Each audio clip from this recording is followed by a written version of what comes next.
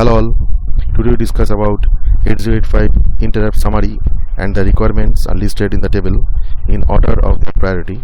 First of all, talk about that trap has the highest priority and INTR has the lowest priority, and it must be emphasized that interrupt can be recognized by only if the hold signal is inactive. Hold and HLD, these two signals are used for direct memory access controlling or DMA controller mode, and some of the important features of 8085 interrupts are summarized in this table. The table is look like that. First of all, here we mention our interrupts name, then this is a type, and next one the instruction, next hardware, next trigger, this is trigger, and this is the vector address. Okay, so this is in our table. There are 6 columns. Okay, there are 6 columns. We discuss the summary of the interrupt. First we discuss about the trap. So what is the trap? The type is, this is non-maskable. This is known as non-maskable interrupt, and it is independent of EI and DI. Okay, this is independent of EI and DI. No external hardware is requirement. And trigger, this is a level or S triggered, and S triggered also are prioritized, and vector location is 0024.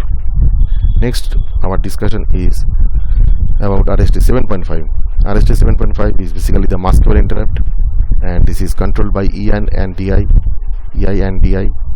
and no external hardware is requirement. And trigger, this is S sensitive, and the vector address is 003C hex memory location. Now we discuss about RST 6.5. For RST 6.5, this is also maskable, controlled by EI and DI. So this is depend on EI and DI.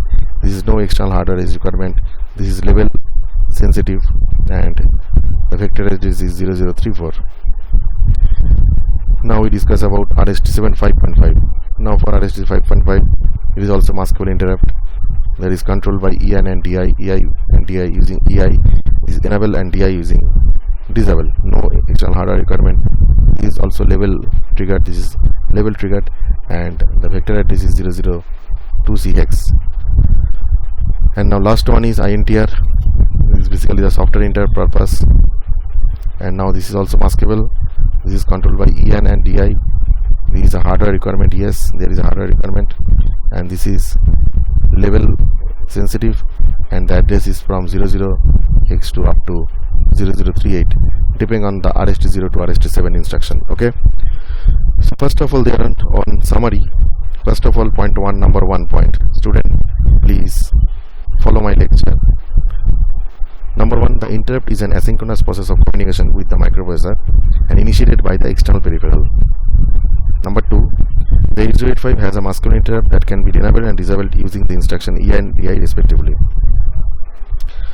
Number 3 is that the 8085 has 8 RST instructions, and that are equivalent to 1 byte call instruction specified from the memory processor 00238 location. Number 4, for the non-effective interrupt, the RST instruction 0 to 7 are implemented using external hardware and the INTA bar signals.